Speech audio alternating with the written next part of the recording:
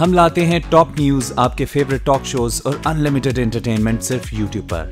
अगर आपने अभी तक हमारा चैनल सब्सक्राइब नहीं किया तो अभी सब्सक्राइब करें और बेल आइकॉन को क्लिक करके हमारी लेटेस्ट वीडियोस के बारे में अपडेट जानें। सब्सक्राइब कीजिए और हम आपको लिए चलेंगे आपकी फेवरेट वीडियो की तरफ। बिस्मिल्लाहिर्रहमानिर्रहीम। There is a economic war going on और इस इकोनॉमिक वॉर में किसकी जीत होगी, किसकी हार होगी, ये हमें आइंदा आने वाले दिनों में बहुत वाज़ेह तरीके से सामने नज़र आ जाए।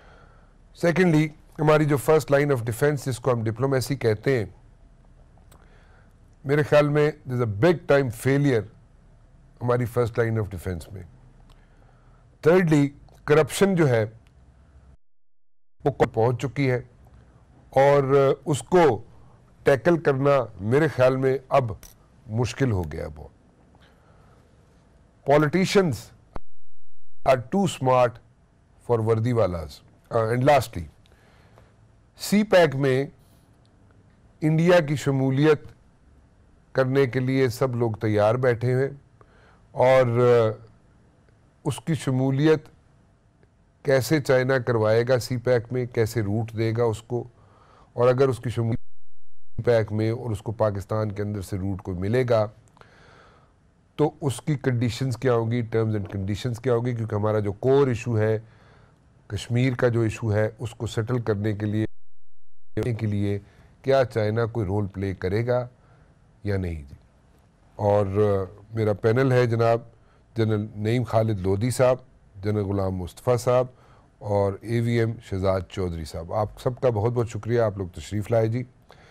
मैं गुलाम मुस्तफ़ा साहब आप स्टाफ जनरल साहब, how can this situation B tackled, की भी जा सकती है या नहीं की जा सकती?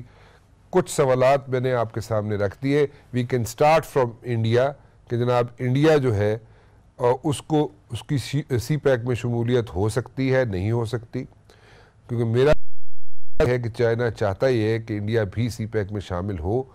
वो अगर शामिल हो सकता है तो कैसे हो सकता है, और अगर होगा और पाकिस्तान के अंदर से उसे कोई रास्ता दिया जाता है CPEC में शामिल होने के लिए, हमारा जो कोर इशू है चाइना उसको हैंडल करवा सकेगा कश्मीर का इशू बैठ के या नहीं जी?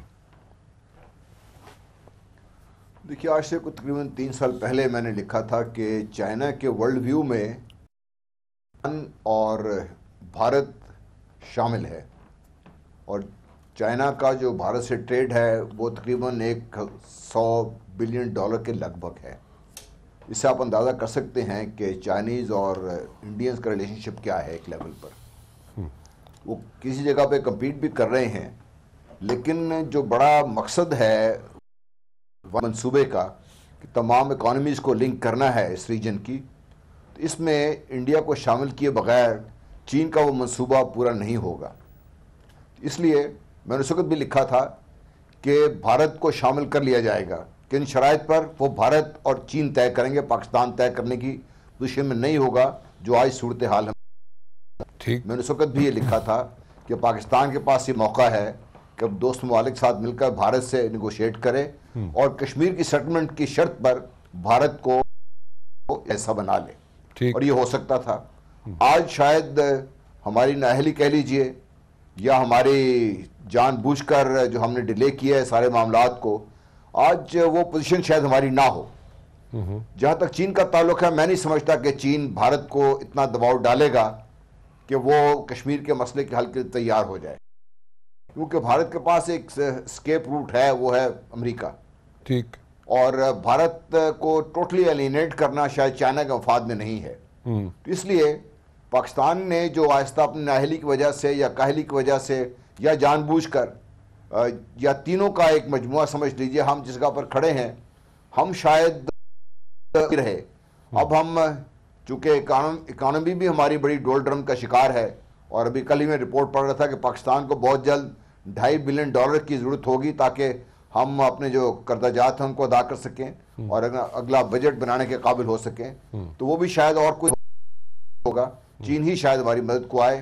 तो जब ये सूरत हाल हो तो फिर पाकिस्तान शायद अपनी शराइत बनाने की पोजीशन में नहीं होगा, भारत शामिल होगा आज नहीं तो कल, और इसमें सारा फ़ायदा भारत का होगा, क्योंकि पाकिस्तान से गुजर कर अफगानिस्तान जाना और सेंट्रल एशियाई रियासत तक पहुँचना उसका ख्वाब था, जो ये पूरा होता हुआ नज़र आएगा आपको। ठीक है।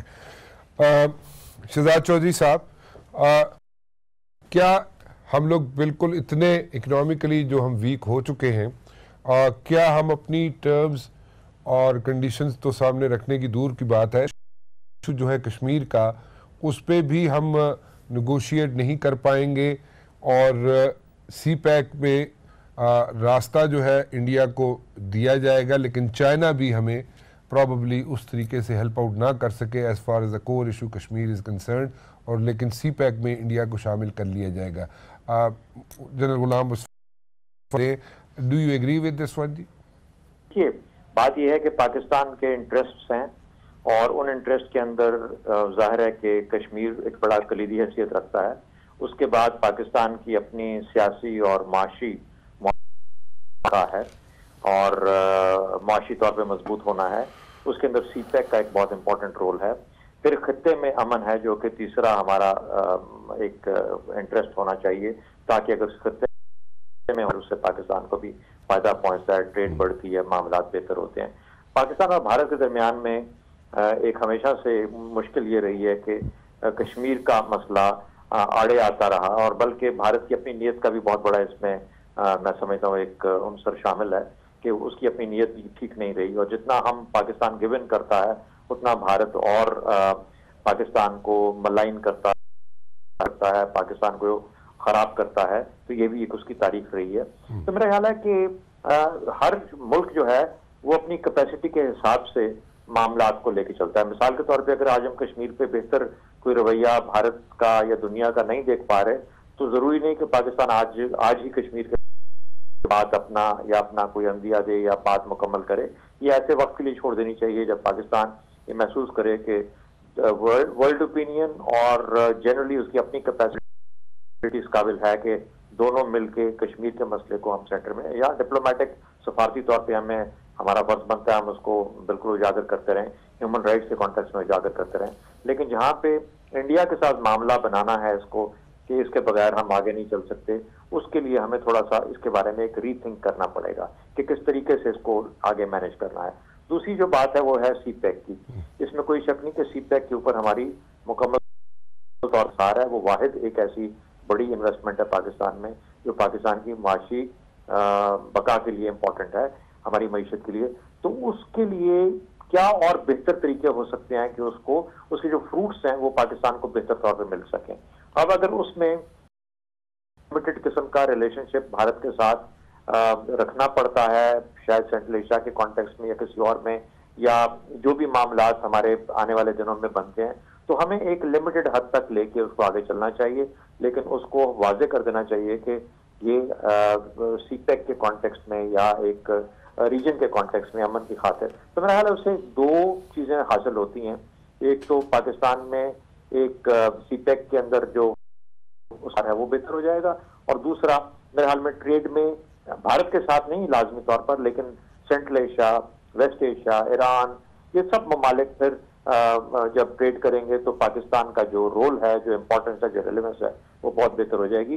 कश्मीर फिर हम ऐसे वक्त के लिए उठा रखेंगे जब हम हालात हमारे मुआफिक हैं, कश्मीर को बात को अब छेड़ा जा सकता है। लेकिन शहजाद चौधरी साहब, द पॉइंट इज जैसे कि जनरल साहब कह रहे हैं, गुलाम मुस्तफा साहब कह रहे हैं कि चाइना भी कई मरतबा अपना लिख चुके अपने राइटिंग्स में जनरल साहब कि चाइना जो है वो इंडिया को और ईरान को सी पैक का हिस्सा बनाएगा, और वो कई साल पहले लिख चुके हैं इस चीज़ को। और वो कह ये रहे हैं कि वो उसको सी पैक का हिस्सा बनाया जाएगा इंडिया को।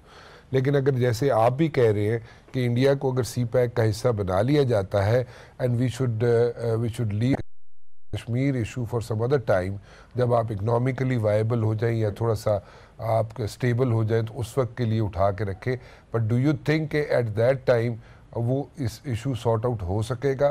क्योंकि उस वक्त तक तो बहुत काम हो चुका होगा, सी पैक के अंदर इन्वॉल्व हो चुका होगा इंडिया, और उसके साथ मतलब कि एक यहाँ पे रवानी होगी दूसरी किस्म की, एक दूसरा एक सिलसिला चल रहा होगा, इकनॉमिक एक्टिवेशंस होगी, यहाँ पे एक्टिविटीज़ चल रही होंगी। उस वक्त कश्मीर को?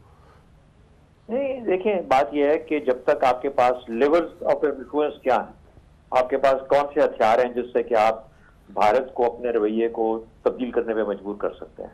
मिसाल के तौर पे अगर आज के भारत को लिया जाए तो इससे तो बात करना भी फजूल बात है। भारत को अपना रवैया बदलना पड़ेगा पाकिस्तान के लेकिन भारत ने खुद कहा हुआ है कि सीपेक के अंदर वो हिस्सा नहीं बनना चाहता। अब अगर चीन उसको उस लेवल पे तैयार कर लेता है और वो समझता है कि उसका एक उससे सीपेक के बेहतर तौर पे ज्यादा फाल किरदार अदा होता है सीपेक का, तो फिर वो सूरत में पाकिस्तान उसको रिव्यू कर सकता है उस चीज को। लेकिन फिलहाल तो मोदी खुद कहता है कि वो बात नहीं करना चाहता, तो पाकिस्तान खुद से बढ़ के तो कुछ देने के लिए तैयार नहीं है जब तक रिटर्न में कुछ मिलेगा नहीं। तो चाहे वो कश्मीर में जुल्म जो इंसानी ह्यूमन राइट्स के ऊपर जुल्म है उसको बंद करना मकसूद है, कोई इसके ऊपर कोई थर्ड पार्टी एश्योरेंसेस हैं वगैरह वगैरह, ये सारी की सारी चीजें जब तक एक पैकेज के तौर पे हम इंक्लूड नहीं करेंगे उस वक्त तक पाकिस्तान सिर्फ वन साइडेड हाथ में प्लेट में रख के चीजें देने के लिए उनको तैयार नहीं होगा और ना ही पाकिस्तान को ये करना चाहिए। लेकिन हैविंग सेड दैट, देखिए बात ये जब आप डिपेंडेंसीज क्रिएट करते हैं तो फिर किसी ना किसी को दूसरों को भी मजबूरी होती है कि आप लिहाज रखा जाए, ख्याल रखा जाए। क्या कश्मीर उसी शक्ल में इसका हल निकलेगा जो कि हम आज तक सोचते रहे हैं, या ये कि आने वाले वक्त और आज भी गालिबन अगर इसको छेड़ा जाए तो शायद इसका हल वो ना हो जो हम समझते हैं या जो भारत समझता है, इसका शायद कोई एक और हल किसी और शक्ल में। वो हल क्या हो सकता है शहजाद साहब? नहीं, मैं तो आपसे अंदाजे की बात कर रहा हूँ ना, मतलब आई अंडरस्टैंड, लेकिन वैसे सोचा जाए तो कोई तीसरा हल कौन सा हो सकता है? भाई मैं तो समझता हूँ कि इसमें देखिए इसके अंदर ह्यूमन राइट्स और राइट्स ऑफ द कश्मीरीज इतना अब प्रेवलेंट है कि जो भी दुनिया में आपकी बात सुनेगा इस बुनियाद पे सुनेगा, इसलिए नहीं करेगा कि आप हिस्से बखरे करके पाकिस्तान और भारत इसको आपस में डिवाइड करेगा कि कश्मीरियों का एक ही आवाज क्या कहती है। तो मेरा ख्याल है जब तक कश्मीरी शामिल नहीं होंगे इसके अंदर और वो अपना अंदिया नहीं देंगे उस वक्त तक ना मैं बात कर सकता हूँ, ना भारत में बैठ के कोई और बात कर सकता है, ना हम में से कोई और कश्मीरीज व्हाट दे से। और उनको जब शामिल करेंगे तो फिर हमें एक रियलिस्टिक पिक्चर मिलेगी आइंदा के लिए कि क्या मुमकिन है और क्या मुमकिन नहीं है। फिर अपने वक्त से देखा जा सकता है कि उसके क्या तरीके निकलेंगे। ठीक है जनरल लोधी साहब, आप बताइए मुझे कि क्या आप एग्री करते हैं जनरल मुस्तफा से और आपसे, क्योंकि जो समझ आ रही है एक बड़ी रियलिस्टिक अप्रोच है दोनों की, और इंडिया को सीपैक का हिस्सा बनाना चाहता है चाइना और ईरान को भी, और इंडिया जनाब चौधरी साहब कह रहे हैं जनाब कि वो सीपैक में शामिल नहीं होना चाहता, लेकिन चाइना उसके बगैर सारे सिलसिले को चलाना भी नहीं चाहता। और जैसे लोधी साहब कह रहे हैं कि मेरा नहीं ख्याल कि वो इस मसले में इंडिया को इतना प्रेशराइज भी कर सकता है कि वो कश्मीर इशू को सॉर्ट आउट करे। शहजाद चौधरी साहब कह रहे हैं जनाब कि इसको we should leave it for some other time, जब हम इकोनॉमिकली वायबल हो जाए या हमारे पास थोड़ी सी सादी ज़ुबान में कि जब हम स्टेबल हो जाए या साड़ा कार पूरा हो जाए तो फिर अगे चलिए सी। Do you have any other solution? जी, असल में बात यह है कि कश्मीर का मसले को थोड़ा सा बात कर लेते हैं फिर आगे चलेंगे। इसमें कुछ इमीडिएट रिक्वायरमेंट्स हैं, कुछ लॉन्ग टर्म रिक्वायरमेंट। ये तो मेरा ख्याल हम तीनों चारों बन के जो भी ये प्रोग्राम देख रहे होंगे, ये तो कोई भी नहीं कह रहा कि जी कश्मीर का मसला कल हल हो सकता है या आज हल हो सकता है। उसकी सीधी सी वजह है कि एक बहुत बड़ा मसला है, 70 साल से चल रहा है और 2 एटमी हथियारों से लेस ममालिक है, तो इसमें ताकत से एक दूसरे को नहीं ले सकते। तो नेचुरली कोई अच्छे तरीके से ही कोई डिप्लोमेसी तो जनरल साहब डिप्लोमेसी तो हमारी फेल हो चुकी है ना। आपने शायद जो है ना अपनी बात सुन ले, आपने जितनी डिस्मल पिक्चर पेश की ना शुरू में, चाहे वो एक मात्र शराब साहब ऐसी हमारी हालत थी जैसे आपने पेश की है कि आपने तो ऐसे लगाया कि जैसे कल कोलैप्स ही हो जाएगा, हमारा इकोनॉमिक कोलैप्स हो जाएगा और डिप्लोमेसी हमारी बिल्कुल जीरो है। ऐसी बात नहीं है। डिप्लोमेसी देखें तो आपको जरा नजर आ रहा है कि हम थोड़ा बहुत आगे बढ़ रहे हैं। ठीक है, हमने कुछ 4 साल घुमा दिए जबकि हमारा वजीर खारजा नहीं था, उसके बाद से काम आगे चल पड़ा है। मिलिट्री डिप्लोमेसी भी काम कर रही है, पॉलिटिकल डिप्लोमेसी भी काम कर रही है और भी है। चाइना से वापस गहरे हो रहे हैं, रूस के साथ आपके ताल्लुकात बढ़ रहे हैं, ईरान में थोड़ी बर्फ निकली है, तुर्की के साथ आपके मिडिल ईस्ट के साथ आपके ताल्लुकात है, यूरोप में भी आपकी बात अभी थोड़ी बहुत सुनी है। तो ऐसी बात नहीं है।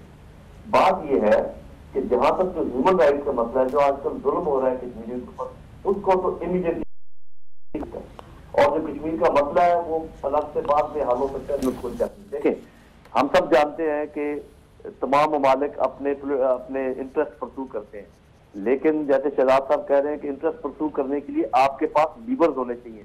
इंटरेस्ट हवा में परसू नहीं हो सकते, बातों से परसू नहीं। डिप्लोमेसी की भी एक हद होती है, there is a limit to diplomacy. Diplomacy work जबकि पीछे कोई आपके पास पोटेंशियल हो। मैं ये समझता हूं कि जब आप किसी रास्ते पर बैठे हो और फिर रास्ते को ब्लॉक करने की कोशिश करें, तो फिर आपको नुकसान ही नुकसान, मतलब आप ना सिर्फ ये कि खुद फायदा नहीं उठा रहे, किसी और को फायदा भी नहीं उठाने दे रहे। तो पाकिस्तान ने जैसे ऑफर की है इंडिया को कि आप इसमें शामिल हो, ये बिल्कुल सही ऑफर है। और अगर चाइना भी ये चाहता है कि वो शामिल हो भारत में, ठीक है, आप भारत को कहिए आप अफगानिस्तान और वाघा के हम रास्ता खोलने को तैयार हैं, लेकिन मेहरबानी करके सबसे पहले अपने जो फौजी जुल्म हो रहा है कश्मीर में इसको बंद कीजिए। और इसमें आप इंटरनेशनल कम्युनिटी को भी साथ इन्वॉल्व कर सकते हैं। आप कह सकते हैं दे रहे हैं और हम इसके बदले में सिर्फ ये मांग रहे हैं, तो मेरे ख्याल है first step that is possible. Second step आप कुछ और जब ये आना जाना शुरू हो जाएगा इंडिया अफगानिस्तान और सीपैक नीचे गवादर की तरफ, तो फिर आपके पास लीवर्स होंगे, फिर आप कुछ बात आगे बढ़ा सकेंगे। तो इस वक्त जब आप एक चीज को रोक रहे हैं, जब किसी का आप स्टेक अंदर बिल्ड ही नहीं कर रहे, तो मेरा ख्याल ये सही तरीका नहीं। और ये भी याद रखिए कि ऐसा नहीं है कि सिर्फ चाइना, सिर्फ पाकिस्तान को चाइना की जरूरत है, चाइना को भी पाकिस्तान की जरूरत है। ये corridor along with Gwadar port, ये इतनी अहम है चाइना के लिए, इतनी अहम है, ये इतनी अहम है अफगानिस्तान के लिए, रूस के लिए, कि आप अच्छी तरह समझते हैं, आपने तो सारा कुछ पढ़ा हुआ और देखा हुआ। तो मैं ये समझता हूँ कि बजाय इसके कि हम इस किसी चीज के ढेर के ऊपर बैठ जाएं और कहें कि जी ना खेल देंगे, ये कोई तरीका नहीं है। आप इस सड़क को कुशादा करें, इस सड़क को साफ करें, आना जाना शुरू करें, आप लोगों के इंटरेस्ट इसमें बिल्ड करें, लोगों के स्टेक इसमें बिल्ड करें, की बात जो है वो चलेगी। और इसके अलावा और आपके पास कोई चाराकार नहीं है। अगर आप जिद्दी बच्चे की तरह इस पर लेट गए कि मैं किसी को नहीं गुजरने दूंगा, लोग आपके ऊपर से गुजर जाएंगे, तो ऐसा काम नहीं करना चाहिए हमें। अच्छी डिप्लोमेसी का भी ये तकाजा है, अक्लमंदी का भी ये तकाजा है कि साथ ही साथ स्टेप बाय स्टेप कुछ देते रहे और कुछ लेते रहे। सारा कश्मीर अचानक एकदम आप जफा मार के नहीं ले सकते। तो मेरा ख्याल है कि ये तरीका हमें अपनाना चाहिए और अपनाना चाहिए। इसमें कोई शक नहीं कि वो सही कहा था अल्लामा इकबाल ने कि हो सदाकत के लिए जिस दिल में मरने की तरफ, पहले अपने जसद खाकी में जहाँ पैदा करे या पैकर खाकी में जहाँ पैदा करे, वो जरूरी है। तो मैं समझता हूँ इस तरीके से सोचना चाहिए, इंक्लूसिव तरीके से सोचना चाहिए, और अलग थलग कोई अपना साहब अलग से नहीं बनाना चाहिए, वो अपनी कर सकेंगे। जी जनरल गुलाम मुस्तफा साहब, अब मेरे ख्याल में डूएबल बात है जनरल लोधी की, आप क्या समझते हैं? देखिए, डूएबल है। मैं ये समझता हूँ कि प्योरली थ्योरेटिकल सेंस में लोधी साहब भी और शहजाद भी बिल्कुल सही बात कर रहे हैं जी। इशू ये कि पाकिस्तान ने किसी को ब्लॉक नहीं कर रहा। पाकिस्तान इस वक्त जब अगर आप शूट करके बाकी सारे कनेक्टिविटी आप कर देते हैं तो पाकिस्तान ने किसी को ब्लॉक नहीं किया। जो चाइना चाहता है ग्वादर के जरिए आगे निकलना, वो तो खूब मौजूद है। सेंट्रल एशियन रिपब्लिक्स के लिए ग्वादर मौजूद है, रूस के लिए ग्वादर मौजूद है, ईरान के लिए ग्वादर मौजूद है। हम ठीक है, जो मैंने बात की थी, भारत को चाइना क्यों इंक्लूड करना चाहता है? इसलिए इंक्लूड करना चाहता है कि चाइना क्या जो वेस्टर्न चाइना है उसको, और इस तरह चाइना पाकिस्तान के थ्रू इंडिया को भी काफ़ी सारा कुछ दे सकता है।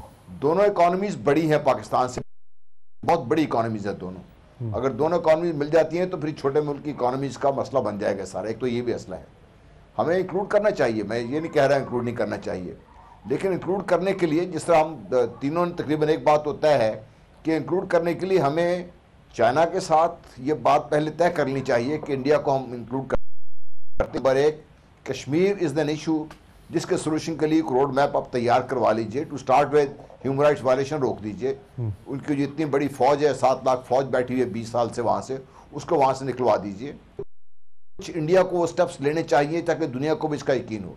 मैं आपकी इस बात से एग्री करता हूँ कि जब सब कुछ खुल जाएगा और हो जाएगा, फिर पाकिस्तान के लिए किसी को भी ब्लॉक करना उस वक्त मुश्किल होगा। इस वक्त शायद पाकिस्तान इस पोजीशन में है कि चीन के साथ ये बात करके भारत को साथ शामिल करके ही करे, और इसमें रूस को भी शामिल किया जा सकता है क्योंकि CPEC में रूस का भी एक किरदार है इसमें।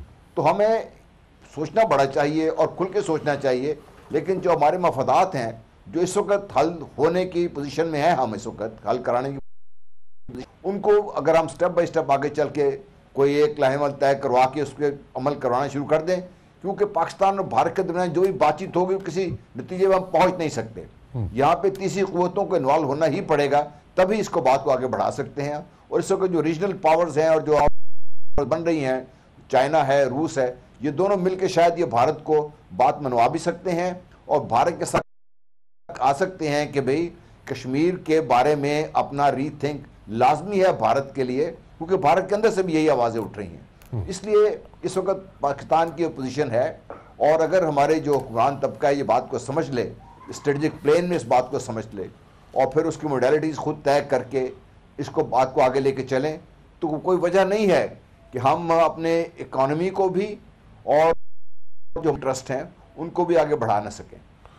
तो अभी अगर ये मैं जो समझ पाया हूँ वो ऐसे है कि हमें चाहिए ये कि इस वक्त जैसे आप कह रहे हैं जनाब गुलाम मुस्तफ़ा साहब कि आप कह रहे हैं कि इस वक्त अगर हम प्रेशर माउंट करें, उसमें रशिया को भी साथ लें, उसमें जनाब हम इंटरनेशनल कंट्रीज़ को भी दबाव डलवाएं इंडिया के ऊपर, तो इस वक्त कश्मीर का इशू जो है किसी न किसी हद तक सॉर्ट आउट हो सकता है, या ह्यूमन राइट्स वायलेशन जो है वो ख़त्म हो सकती है, या वहाँ पे जो 7 लाख इंडिया की वो मिनिमाइज करवा सकते हैं, बाद में शायद मुश्किल हो जाए। This is what you are saying sir?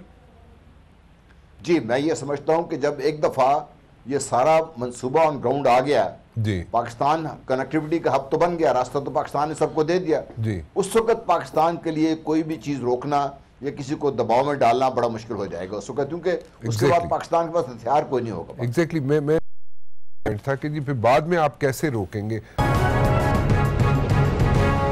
Chaudhary साहब, बाद में कैसे मैनेज कर सकेंगे हम?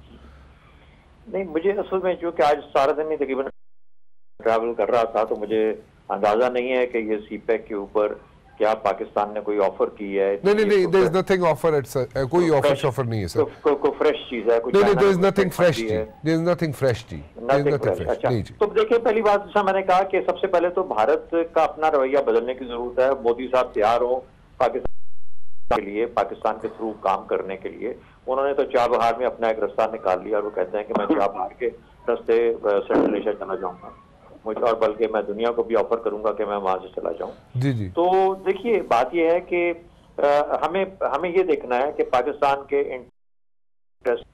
का इंटरेस्ट, कोर इंटरेस्ट ये है, क्या इस वक्त पाकिस्तान का कोर इंटरेस्ट मईशत और इंटरनल स्टेबिलिटी है या कश्मीर का हसूल है।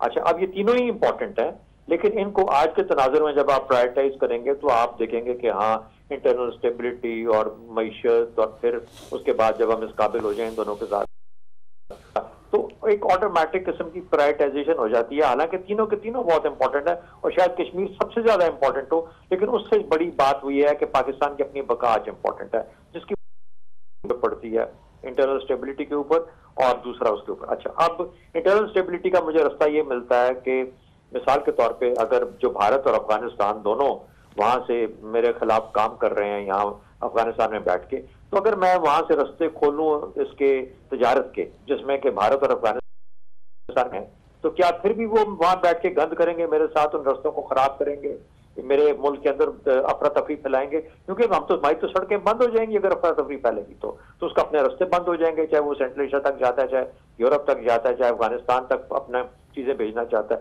कहने का मतलब ये हुआ कि उनके स्टेक्स हैं स्टेबल हो जाए, अफगानिस्तान के अपने स्टेक्स हैं कि अफगानिस्तान स्टेबल हो जाए, अगर अमेरिका उसको करने देता। दूसरा, एक मेरी दूसरी रिक्वायरमेंट है माशी तरक्की या माशी मजबूती।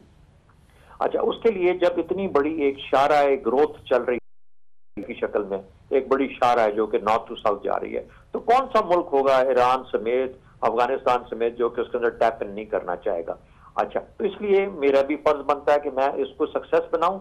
एक मॉडल जब बन जाए तो फिर लोगों की नजर ललचाए बनना चाहता हूं, क्योंकि यहाँ पर तो बड़ी जबरदस्त ग्रोथ की एक पोटेंशियल डेवलप हुआ है। अच्छा, मेरा ख्याल है कि पाकिस्तान को स्टेप बाय स्टेप लेके इन चीजों को आगे चलना चाहिए। बाकी जनरल साहब ने जो बात की है वो बात दुरुस्त है कि इन द सेंस के जहां पे हमें कोई जब कहेगा कि हमने सीपैक का हिस्सा बनना है तो हम एट द लीस्ट ये बोलेंगे कि अच्छा तो कश्मीर में ये देखिए, हर मुल्क को फेस सेविंग चाहिए। पाकिस्तान पिछले 4-5 साल से भारत के साथ कम से कम 2-3 साल से इस किस्म का एक रिश्ता लेके चल रहा है जहां पर के दुश्मनाना रवैये अपनी हदों को छू रहे हैं। तो एकदम से वहां से नीचे जी अच्छा हम रास्ते खोलते हैं और आप भी रास्ते, ऑल्दो स्टेट्समैनशिप की डिमांड शायद ऐसी ही होती हैं और ऐसे ही चीजें तब्दील होती हैं, लेकिन हमारे लोगों के अंदर एक एटीट्यूडनल चेंज आना, एक पब्लिक ओपिनियन का बनना, इस तरीके से वो सारी चीजें हैं जो कि आहिस्ता आहिस्ता बढ़ती हैं और उसके अंदर फिर रियासतों का आपस में बैठ के बात करना, लीडर्स का बात करना, तो वो एक माहौल पैदा करता है जिसके अंदर के इस किस्म के नताइज हासिल लिमिटेड नताइज ही क्यों ना हो। लेकिन मेरी फाइनल बात राना साहब ये है, आज 3 मिलिट्री के लोग आपके प्रोग्राम में शामिल हैं और आम तौर पे मिलिट्री को, पाकिस्तान की मिलिट्री को मुल्जिम गर्दाना चाहता है, मुजरिम गर्दाना चाहता है कि ये भारत के साथ मामलात को बेहतर नहीं होने देते, ये कश्मीर को अपने ज़हनों से निकाल नहीं सकते, ये पाकिस्तान के और मसाइल मुआशी और बाकी जो मसाइल हैं उनकी तरफ तवज्जो नहीं देते, बल्कि ये अपने दिफाई और सिक्योरिटी के मामलात को लेके आगे चलते हैं। आज ये 3 लोग जो आपके इस प्रोग्राम में शामिल हैं, सबके सब एक बात कर रहे हैं कि कश्मीर को हम थोड़ी देर के लिए पीछे रख सकते हैं, बाकी मामला जो सिक्योरिटी के हैं या जो बाकी इंटरेस्ट हैं उनको परसू कर सकते हैं माशी तरक्की के थ्रू। हमारी इंटरनल स्टेबिलिटी जरूरी है।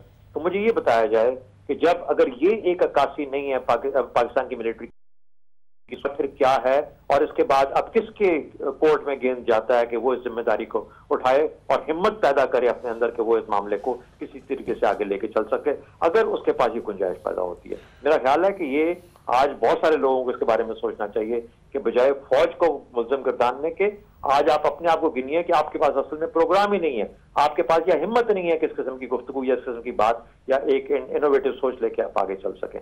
मेरा ख्याल है ये भी हमारे सुनने वालों को पता होना चाहिए। वैसे बहुत अच्छी पंचलाइन है और मेरे ख्याल में एक मेरी खुशकिस्मती है कि आप इतना अच्छा पैनल है मेरे पास और सारे जो है कम से कम 19-20 के फ़र्क से एक पेज पे है। और ये जो परसेप्शन कि शायद फ़ौज नहीं चाहती जनाब के यहाँ से इंडिया के साथ ताल्लुकात बेहतर हो और इंडिया यहाँ से रास्ता भी निकाले, या कश्मीर के इशू को लाइव रखा हुआ फ़ौज ने सिर्फ इसलिए कि उनका अपना चलता रहे, सिलसिला चलता रहे। तो आज ये परसेप्शन मेरे ख्याल में आप तीनों ने इसको तो डिफ्यूज़ कर दिया। बड़ी चीज यानी पाकिस्तान उस पोजीशन में है कि रीजन की फोर्सेस को 2 हिस्सों में डिवाइड कर दे। मेरे ख्याल में तो हम इस पोजीशन में नहीं है। हम तो खुद किसी के साथ अटैच होने वाली फोर्स हैं। ठीक, हम अपने तौर पे वो इन्फ्लुएंस नहीं रखते कि हम कहें कि यहाँ पे अमेरिका और भारत एक तरफ है और चीन और रूस एक तरफ है और हम चीन और रूस के साथ मिल रहे हैं। हमारी कोशिश होनी चाहिए कि यहाँ पर तीनों बड़ी ताकतें जो हैं और खत्ते के बाकी ममालिक, ये कोई पाकिस्तान की इसमें बेहतरी है। पाकिस्तान अपने आप को किसी एक साइड के ऊपर नहीं फोर्स कर सकता, क्योंकि फिर ये तो आप एक असल में एक और कोल्ड वॉर शुरू करके उसको जंग की बायस बना रहे हैं। बिल्कुल ठीक। अगर अमेरिका नहीं चाहते कि आपका सीपैक बने तो आपका सीपैक नहीं बनेगा। It is as simple as. आप अमेरिका को कन्विंस कैसे करेंगे सर? तो इसलिए जब आप अमेरिका इस वक्त बहुत टेढ़ा आपके साथ इसलिए हुआ है क्योंकि वो उसको आपके ऊपर यकीन नहीं है कि आपके मामला जो है वो आप पूरे खुल के बात को बयान करते हैं। अच्छा, तो इसलिए उसको बजाय लफ्जों के साथ साबित करने के, जैसा मैंने शुरू में कहा, आप सीपैक को at all cost model of success बनाएं ताकि इसके अंदर लोगों की चाहत पैदा हो कि हम इसका हिस्सा बनना चाहते हैं। जब अच्छाई पैदा होती है तो उस अच्छाई को बुराई में कन्वर्ट करने में अमेरिका को टाइम लगेगा। It will take an effort, जिस लोधी साहब कह रहे हैं, वक्त लगेगा इस चीज के अंदर बनने में। लेकिन क्या अगर अमेरिका की मर्जी ना हो तो फिर पाकिस्तान और चीन को मिलकर फिर ये तो हम एक जंग स्टार्ट करेंगे यहाँ पे अपने खत्ते के अंदर, एक और अमेरिका के खिलाफ पाकिस्तान ख्याल के आके यहाँ पे एक जंग करना चाहेगा। मेरा ख्याल है कि हमें एक ओवरऑल एक ऐसी एम्बियंस क्रिएट करनी है, एक ऐसा एम्बियंस क्रिएट करना है विद इन द रीजन जो कि एक हेल्पफुल, एक जिसे कहते हैं कि ग्रोथ रिलेटेड हो और जिससे कि हो उस खत्ते के अंदर। अगर पाकिस्तान वो कलीदी रोल अदा कर सकता है तो पाकिस्तान बहुत बड़ा रोल अदा करेगा। मेरा ख्याल है उसके लिए पाकिस्तान को बहुत बड़ी कीमत अदा करने की जरूरत नहीं है। जो पॉसिबल है उसके पास वो करे, और अगर दुनिया के लिए ये काम बनता है तो फिर anyway Pakistan is living by the limited means that it has. बिल्कुल ठीक है जी, थैंक यू वेरी मच जी, बहुत शुक्रिया, आप लोग तशरीफ़ लाए। जाते जाते एक चीज़ कहूँगा मैं कि हमें थोड़ी सी अपनी कैपेबिलिटीज़ और एबिलिटीज़ को थोड़ा सा इन्हेंस करने की ज़रूरत है, और हम ये नहीं कर सकते कि अमेरिका को हम बिल्कुल साइडलाइन कर दें and we go for CPEC. So motivate our geographical location one, secondly हमें इतने वायबल दिखाने की कोशिश करनी चाहिए सी पैक को कि अमेरिका भी उसमें शामिल होने की कोशिश करे, या एटलीस्ट उसमें उसको ये लगे, हम पे कॉन्फिडेंस हो और वो कि जनाब इस सी पैक की वजह से अमेरिका को अगर नुकसान नहीं, अगर फ़ायदा नहीं तो नुकसान भी नहीं होगा। सो इस किस्म की सिचुएशन क्रिएट करने के लिए मेरे ख्याल में बहुत सी एक्सपर्टीज़ की ज़रूरत है। अदरवाइज़ तो एक नई कोल्ड वॉर अभी ख़त्म, समरात हम आज तक भुगत रहे हैं, तो ये एक नई जंग की तरफ हम नहीं जा सकते, हम अफोर्ड नहीं कर सकते। और सो इस हिसाब से हमें सारी सिचुएशन को हैंडल करना पड़ेगा। फ़िलहाल राना मुबशिर को इजाज़त दीजिए, अल्लाह हाफ़िज़।